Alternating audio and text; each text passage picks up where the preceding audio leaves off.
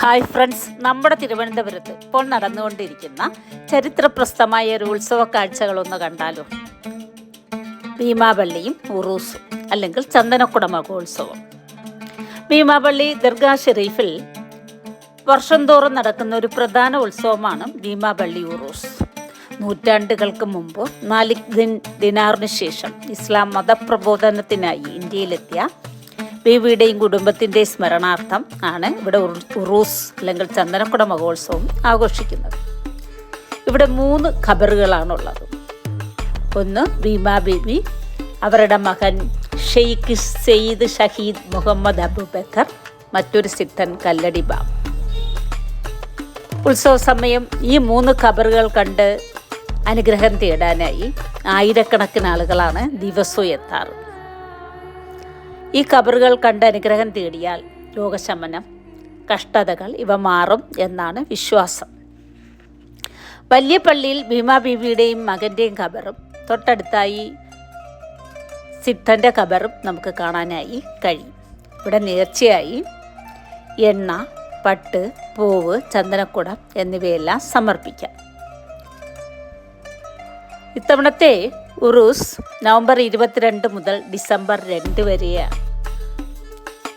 ഇവരുടെ കുടുംബത്തിൻ്റെ കഥയായി പറയുന്നത്, ബീവിയും കുടുംബവും ആതുര സേവനവും മതപ്രബോധനവുമായി കേരളം ചുറ്റി ഇവർ ഒടുവിൽ തിരുവല്ല എന്ന സ്ഥലത്ത് സ്ഥിരതാമസമാക്കി. ഇവരുടെ പ്രശസ്തി തെക്കൻ കേരളം മുഴുവനും വ്യാപിച്ചു.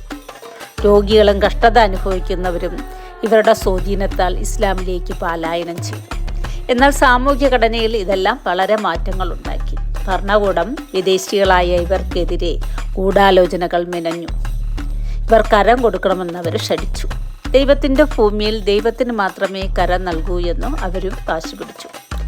മാഹീനെയും കൂട്ടാളികളെയും ചതിയിലൂടെ വെട്ടിവീഴ്ത്തി. മകൻ്റെ വേർപാടിൽ മനം നൊന്ന ബീവി കുറച്ചുനാൾ കഴിഞ്ഞ് ഈ ലോകത്തോട് വിട പറഞ്ഞു.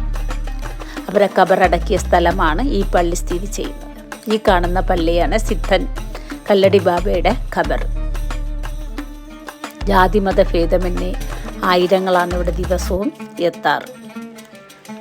മറ്റു വിശേഷമായി പറയുന്നത്, ഈ ഖബറിൽ ആശ്രയം തേടിയെത്തുന്ന ഭക്തജനങ്ങൾക്ക് രോഗമുക്തി ലഭിക്കുമെന്ന് സുനിശ്ചിതം എന്ന് പഴമക്കാർ പറയുന്നുണ്ട്. ഇവിടെ എത്തുന്ന അന്യമതക്കാരിൽ ഭൂരിഭാഗവും രോഗശാന്തി തേടിയെത്തുന്നവരാണ്. ഏത് രോഗത്തെയും ശമിപ്പിക്കുന്ന എന്ന് വിശ്വസിക്കാവുന്ന ദിവ്യ ഔഷധ ഗുണങ്ങളുള്ള ജലം ലഭിക്കുന്ന മരുന്ന് കിണറുകളും ഇവിടെയുണ്ട്. ഇവിടെ പ്രസാദമായി നൽകുന്നത് പൂവും പട്ടും എണ്ണയും തന്നെയാണ്. അവിടെ നേർച്ചയ്ക്കായി സമർപ്പിക്കുന്നതും അത് തന്നെയാണ്. ഇവിടെ നേർച്ചയായി കെട്ടിയിരിക്കുന്ന കൊടികളാണ് ഈ കാണുന്നത്. ബാക്കി നമുക്ക് നേർക്കാഴ്ചയായി കാണാവുന്നതാണ്.